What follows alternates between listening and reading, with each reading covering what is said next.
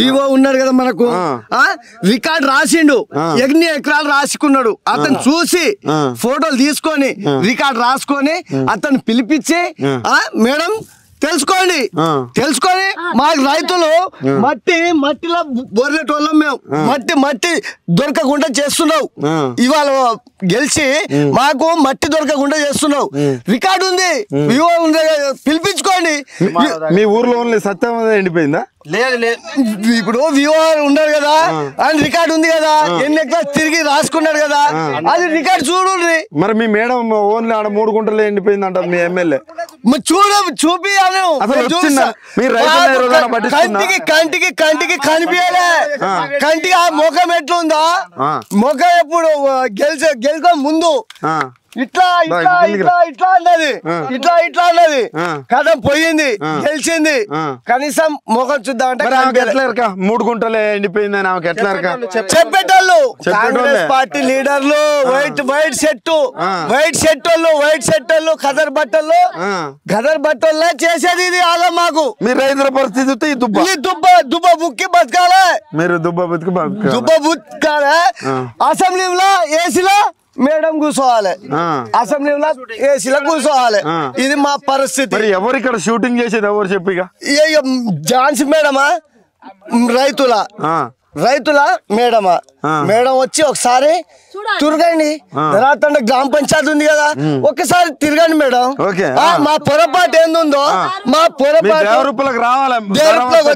రావచ్చి మా తప్పు ఉంటే మా ఊళ్ళలో వేసిపో రైతులకు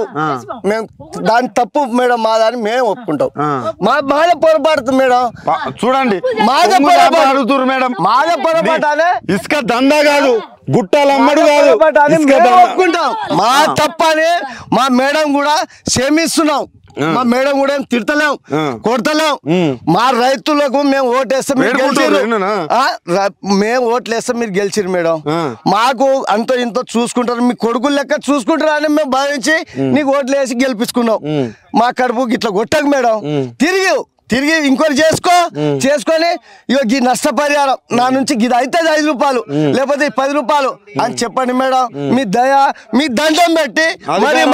అధికారులు ఉన్నారు దండం పెట్టి మరి సెలవు చేసుకుంటున్నాం ఆ గోస చూడు మీకు కావాల్సింది ఇసుక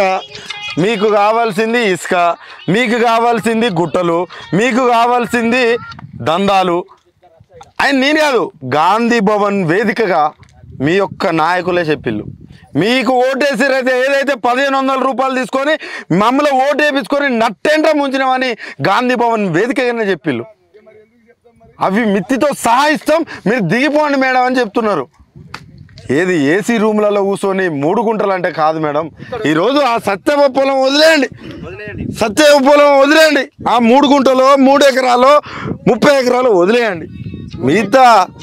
దేవరూపల ధర తండకు రాండి 3 గుంటలు ఉందా 30 గుంటలు ఉందా 3 ఎకరాలు ఉందా 300 ఎకరాలు ఉందా మీకే తెలుస్తుంది ఆ యొక్క రైతులు సవాల్ ఇసురుతున్నారు 3 గుంటలుంటే తప్పు మా ఒళ్ళే వేసిపోండి అని సవాల్ ఇసురుతున్నారు